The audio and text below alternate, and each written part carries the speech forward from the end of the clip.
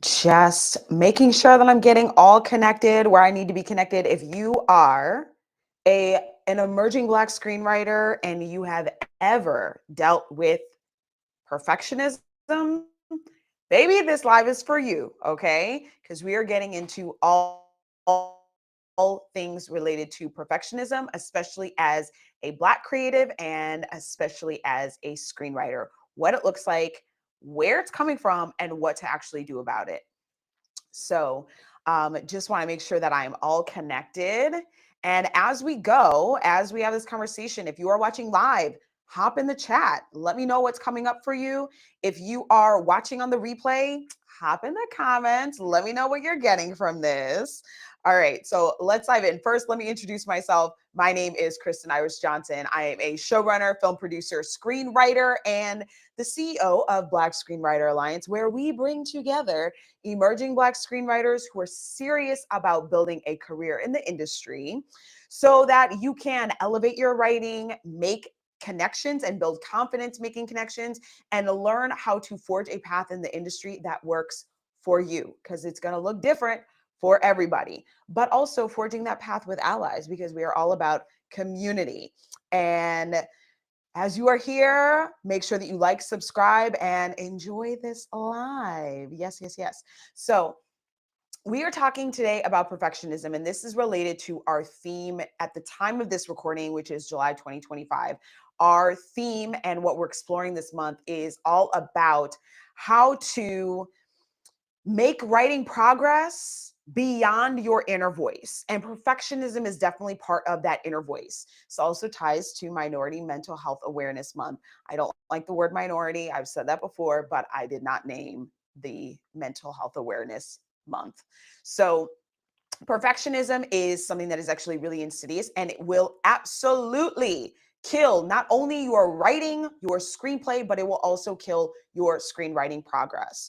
So, the reason I relate to perfectionism and dealing with perfectionism is one, I'm a Virgo. So if you know anything about astrology, we are the perfectionists of the zodiac, okay? On top of being a Virgo, I am also autistic, and autistic people have a tendency to have really high standards, sometimes too high, and to be really meticulous and really detailed about things. That is definitely me.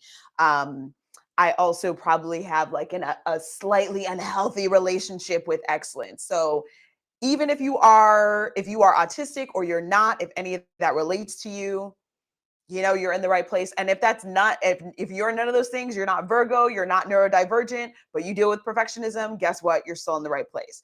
But I wanted to share why I relate to perfectionism is because it is kind of a natural part of being a Virgo and also a natural part of like being autistic for me. And it is something that I have really experienced my entire life. So for me, I like to call myself a recovered perfectionist. I literally had to do work to overcome perfectionism. I had to do work to train myself to recognize where perfectionism was showing up, what it looked like, and how to actually unlearn those habits, because that is how bad it was holding me back. And I promise you that perfectionism is holding you back as well. So here's an idea of like some of the things that, like, what perfectionism might look like. And this is within writing, but this may also look, I'm going to be honest, if it's showing up in your writing, it is showing up in other places in your life. So, for example, as a writer, it can show up as you're outlining, and then you're never writing. You start writing and then you stop and you agonize over what to do next, but you never really like make a decision. You never finish the project. You might even put that project down and go work on something else. Outside of writing screenplays, it can also look like something as small as like you're agonizing over an email that you have to send, and like agonizing over it, like taking way too long to write this email. Now, I do this because I also, as an autistic person, I'm like constantly misunderstood, and like sometimes I come off not the way that I intend. So I do have to be really meticulous about I have to be really meticulous about like what I'm writing in email probably also feeds into the perfectionism, but there is like a reasonable amount of diligence in what you're writing. And then there's like, now you're just nitpicking over it and not actually taking action. And that nitpickiness like also causes anxiety. So perfectionism, these are some of the ways that perfectionism can show up. It can also show up as like revise, revise, revise, revise, revise without even letting somebody else look at it. Like you are just in there in that script, revising it to death until it like doesn't even make sense anymore. Or like you've revised it to the point where you're like, this isn't even what I wanted. This isn't what I wanted. This has moved farther and farther away from the vision. And now it looks like muck and I don't know what to do with it. Why? Because you kept tinkering with it out of perfectionism instead of striving for excellence or striving for it to be good. You went for it has to be perfect and then it got muddied. So these are just, again, this is like literally just a handful of ways that perfectionism can show up for us as writers. Now, what is perfectionism really?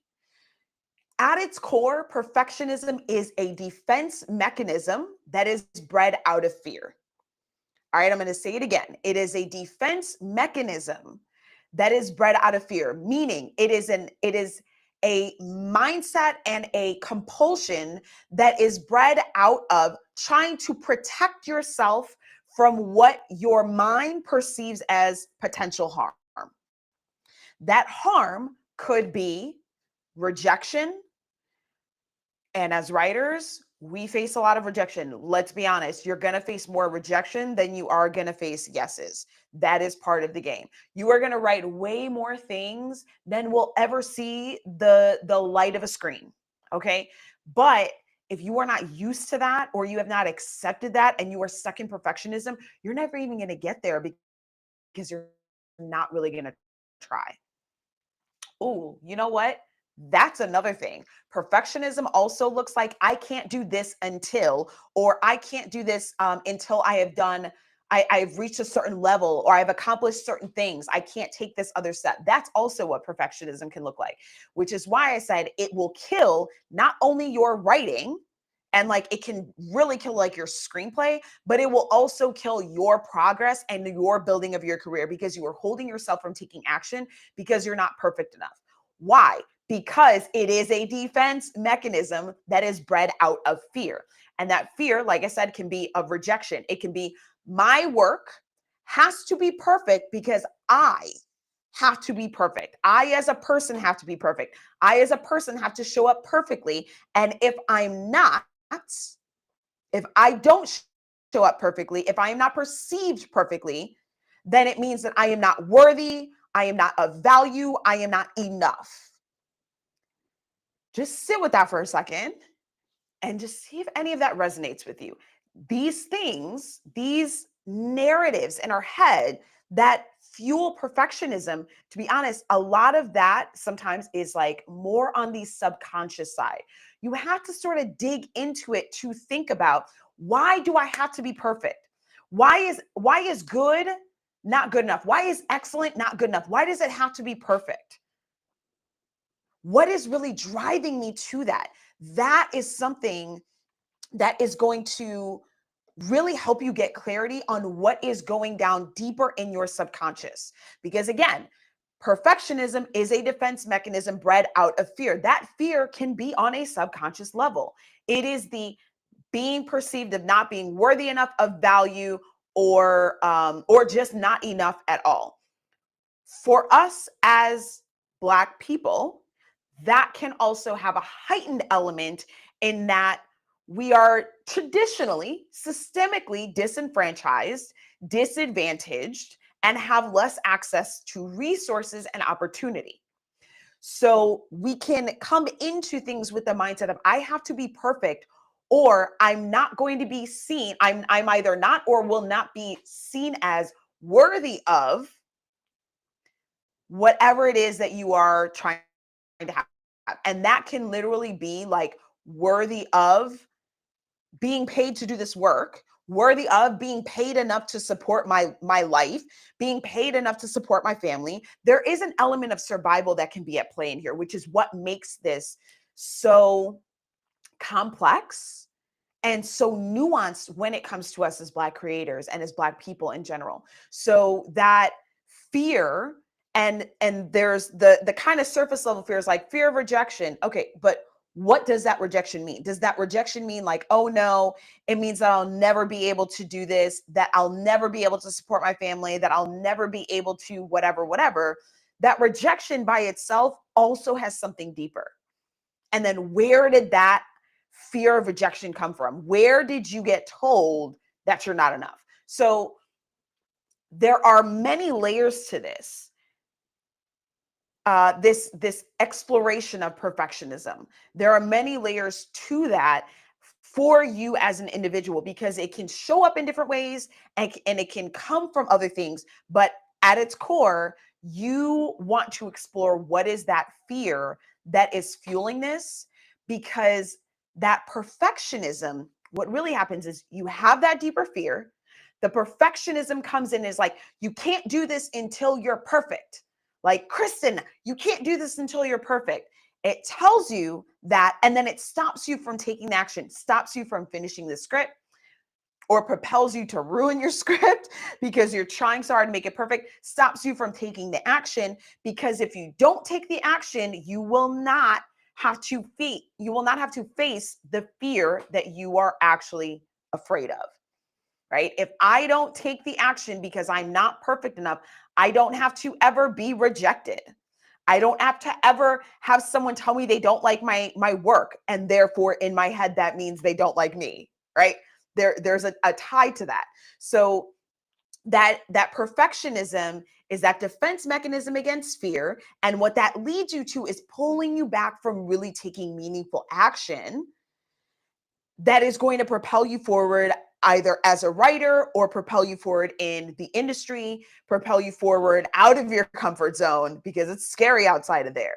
So there's so many different layers that are part of that, but this is exactly why it is not only killing your script, but it is killing your progress to really building a career in the industry.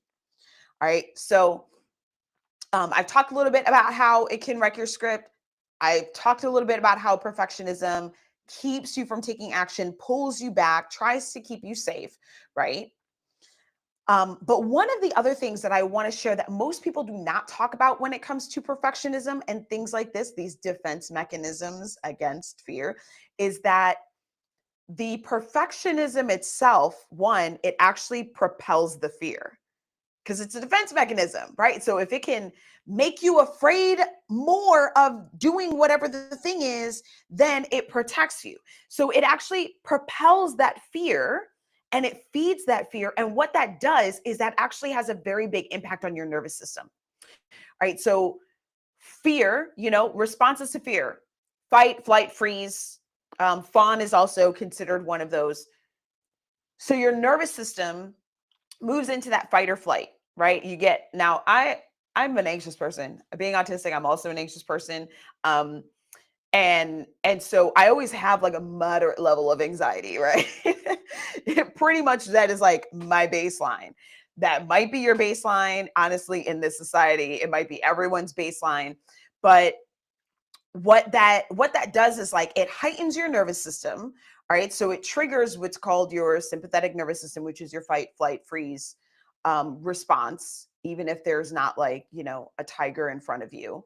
And that starts to stress your system, right? So when you are in this sympathetic nervous system, you have sympathetic and parasympathetic.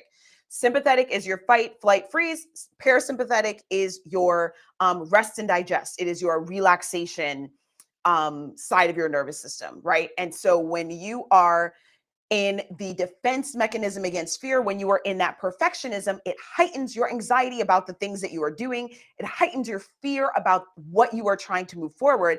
And that then triggers your sympathetic nervous system, which stresses your body and it stresses your mental health, right? This is not good. This can cause that kind of stress. And it's not just going to be perfectionism. It could be like whatever else it is that you're dealing with.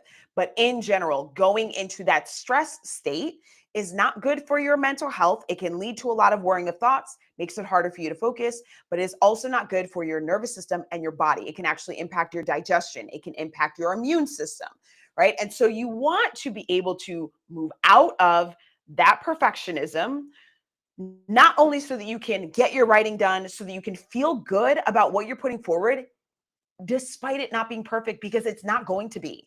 It is not going to be perfect. I'll get to that in a second. And you want to be able to take action, but you also want to be able to manage and mitigate your mental health, your mindset, and your nervous system so that you can function better and so that your creativity can flow better. You will also be able to move through the world and through the industry with more confidence when you do this, because it is hard to be confident when your nervous system is in overdrive, okay? You want to bring it into that rest and digest. Digest literally because your body needs to be in a state of rest and restoration to like really digest your food, literally your digestive system. So, um, moving out of this is actually really important. Now, for myself, just so you know, like I said, I got a long and a deep relationship with perfectionism. Okay. If I had continued to live in that, aside from like having more more health issues that I do, because my nervous system would be constantly in overdrive, and it's already like, like I said, I got a moderate level of anxiety all the time. But if I had lived into perfectionism and not learned how to break through it, I would never have a TV series. Wicked City would never have happened because I never even would have pitched the idea. I never would have brought it to the producer, never would have been able to put the writer's room, the development team together, would have agonized over what we were doing and might never have submitted it. All right. I would never have gotten into the industry in the first place, because when I got into the industry, it was off of an email. I had no experience. It was off of an email I sent to an indie producer that I was like, I want to learn everything from you. I was living out of my friend's apartment, out of a suitcase, not paying rent because I was disabled, like debilitatingly disabled, could not work. That's not a perfect life, baby. That is not a perfect life. And and if I had let where I was feed into the, no, you have to be in a better place. You have to have accomplished this. You have to do blah, blah, blah before you reach out. I never would have reached out. I would never have gotten into the industry in the first place.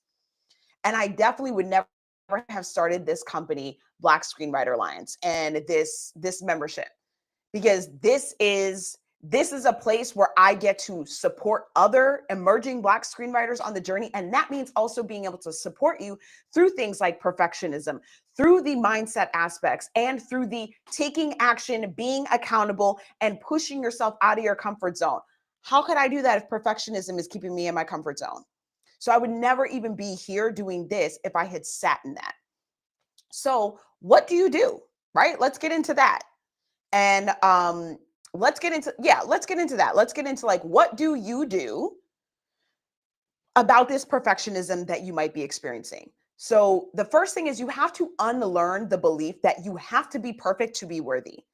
All right. And understand that there are societal pressures at play with that narrative, especially as Black people. There are societal pressures that are at play telling you you have to be twice as good to get half as much, telling you Black excellence.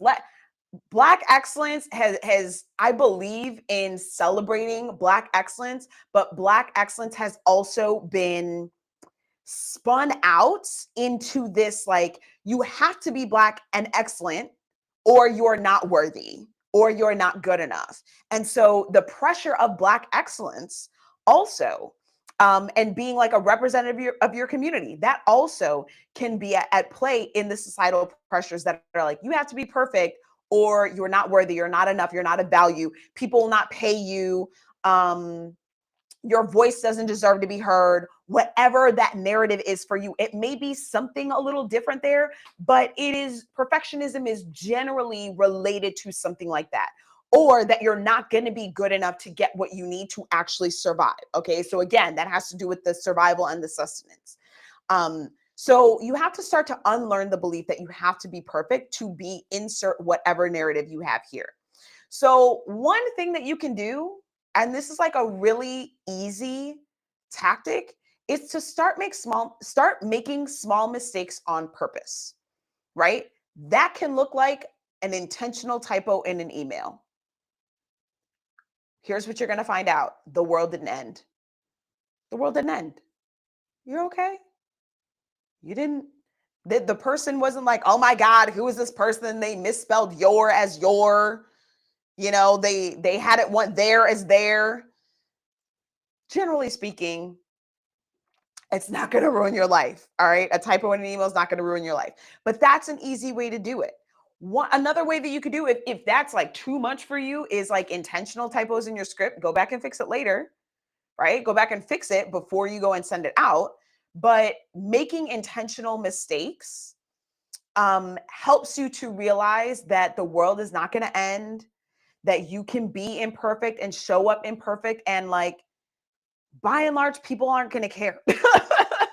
Just to be honest, by and large, people aren't going to care because nobody is perfect. All right. So that's one really, really easy way that you can start combating the narrative that you have to be perfect because. All right. As a creative, whether it is in writing or it is in something else, you also need to divorce your creative output with your value as a human being. Because that is one of the issues when it comes to perfectionism is my work has to be perfect, because if my work isn't perfect, I'm not perfect. If my work isn't enough, I'm not enough. If people don't like my work, they don't like me. And that last one is like really especially not true. Because I have read stuff from people where I'm like, yeah, I don't really like this. It's not for me. But like they're so cool. My not liking their work has nothing to do with me not liking them as a person. But in our heads, even if you do not consciously realize that, that may be what is coming up for you. Is like, I want them to like my work. And if they don't like my work, it means they don't like me and there's something wrong with me. And if there's something wrong with me, it means I'm not enough, or I'm not worthy of this, or I won't have X, Y, and Z. So divorce the idea. Your creative output, your creative work, and you as a person are not the same thing. Your creative work is something that you have produced. It is something you put out. There may be parts of you in it, but your creative work is not you. So divorce your work and how people respond to your work from how you imagine your value to be in the world. You are valuable because you are a human, because you are one of one. You are unique. There is no one like you. There will be no one exactly like you in all of history, before now and into the future. That's amazing. So divorce the idea of your output, your creative work being your value as a human being. You are amazing. Learn to stand in that. All right. Also, as a creative, another thing is, when it comes to approaching your work, it's not about being perfect. Even if you're like, I want it to be excellent, you can still strive for it to be as excellent as you can get it at this time, without being like, it has to be perfect, right? So what does that look like? It means doing in your writing what is going to best serve the story, and how can I show my highest quality writing as it is at this moment? Because you will grow and improve as a writer. If you are perfect right now, right? If you're perfect, you have nowhere else to go. So you have to recognize that you are not perfect. You're not going to be perfect, and embrace that there is more for you to learn. There is more growth that you have, and that you are going to get better, and love that. So be like, where am I now? How can I showcase my best quality writing? How can I even improve my quality of writing to make it even better? And know that it's going to get better over time. I am going to get better over time. That is going to really serve your creative work, while also, again, remember, divorcing the quality of your work and your creative output from your value as a human being, because you are already enough. You are already worthy, right? You as a human being. So these are the things that will help you to start to break through that perfectionism. The other thing, I started with the tactics, but really what I actually should have started with is like, what is that story for yourself? And we're going to talk about that actually later this month. I'm going to do more live streams this, as we continue. And I actually have that plan. Is like the narrative that you have about yourself. How do you actually rewrite that narrative that is not serving you to one that is, one, more accurate and also more caring for yourself? So make sure that you subscribe to this channel if you're not subscribed, so that you get notified when I go live, and you'll also be able to get these replays, because I'm definitely going to cover that topic as we move forward. The other thing is, what is going to help you when it comes to perfectionism is also not being in like a silo, right? Like having community around you, because sometimes when you want to hold yourself back because it's not perfect enough, it's not this enough, you can actually have those people to support you and be like, yo, you need to chill. This is really good, or this is where it can improve. Improve does not mean make it perfect, but this is where it can improve. Those are the people that can support you in getting better, but will also remind you that you don't have to be perfect. And they will help you to lean into your strengths without you having to be like, everything's got to be a strength. Because, like, honey, everything is not.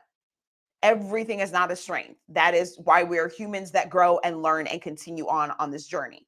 So having community is going to help you. And that's what we do in Black Screenwriter Alliance. We are a community. You can join now for 7 days for free at blackscreenwriteralliance.mn.co. And we are talking about all of this stuff this month. So having community around you, having the right support, like I have multiple group chats with different writer friends.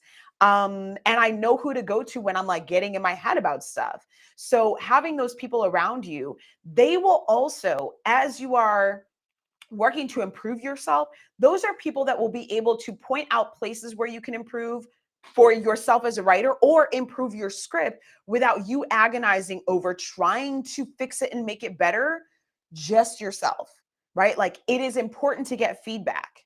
So perfectionism, I mentioned this earlier, perfectionism can actually look like you're agonizing over your script, revising, but you're not letting anybody look at it because it's not good enough yet. Proofread your script, do your first revisions. We're going to talk about the revision anxiety and doubt that comes up. We'll be talking about that at the end of the month. But do your initial revisions. But when you feel like, okay, I think this is in a good place, or this is as good as I can get it, but there's something that's not quite right and I can't figure out what it is, that's where you get to rely on your people. That's where you get to reach out to your community, your tribe, your support of writers that you trust, and say, hey, I need some feedback on this, or I could use some help on this. Here, read it. Let me know what you think. That could be when you're like, oh, I feel really good about it. And now you're like, give me the feedback. Let me know what my blind spots are. Or it might be like, I don't feel great about this, but I need help because at this point I'm stuck and I've done the best that I can. I need outside perspective. That does not mean you are not good. It does not mean that there is something wrong with you. That is normal.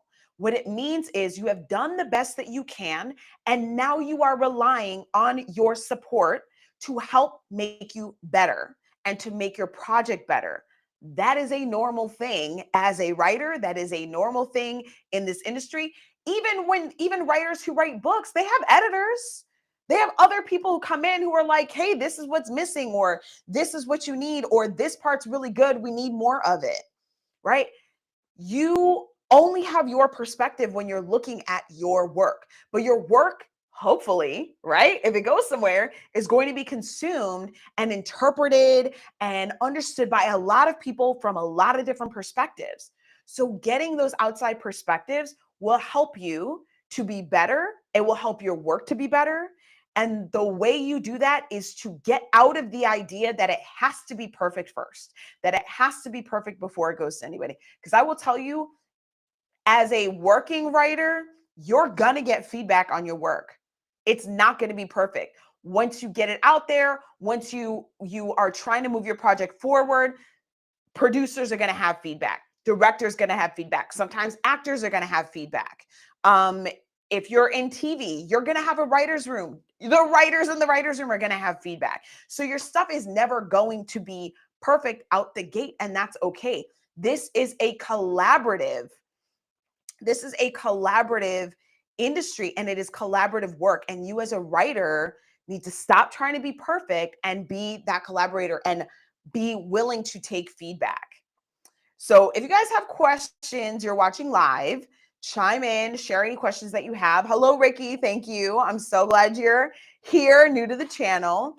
And this replay is going to be going up afterwards. So you can always come back and rewatch it. Make sure that you like and subscribe to this channel so that you can get more content like this. And also make sure that you come and check out our community. It is free for 7 days. Come inside. We just had an amazing guest today that came in and did, we had an industry guest conversation. So we do that. We have workshops. We have different trainings. We have strategy calls. We have goal setting calls. We do deal with these elements of mindset and the mental game so that you can move your writing forward. But the community is all about how to come together, make connections so that you can forge your path in the industry as a Black creator, and to do it with allies, right? The right allies. And we have some amazing people inside that are just so supportive. And you get to come in and share your perspective. You get to come in and be imperfect and improve and continue on your journey as a writer. So thank you so much for joining me for this live. If you are on YouTube, like I said, make sure you like and subscribe. If you are watching this elsewhere, make sure that you like and follow, and come on over and subscribe to us on YouTube. Yes. And you can join our community at blackscreenwriteralliance.mn.co. And that is where all of the deeper conversations are happening. So continue watching. I'm going to be going live regularly. I'll be going live every Tuesday, Thursday through the end of the month. And now that I've said it, I have to actually commit to it. All right. And we are going to be talking more about this. So I will be talking about those narratives, how to unlearn those narratives. I'm going to be talking about the doubt, the anxiety that comes with revising your script, and many more topics like imposter syndrome. All right. So this is really going to help you to get your mind right, to continue taking action and moving yourself forward, even through the uncertainty of everything that is going on. So thank you all for joining me, and I will see you in the next live.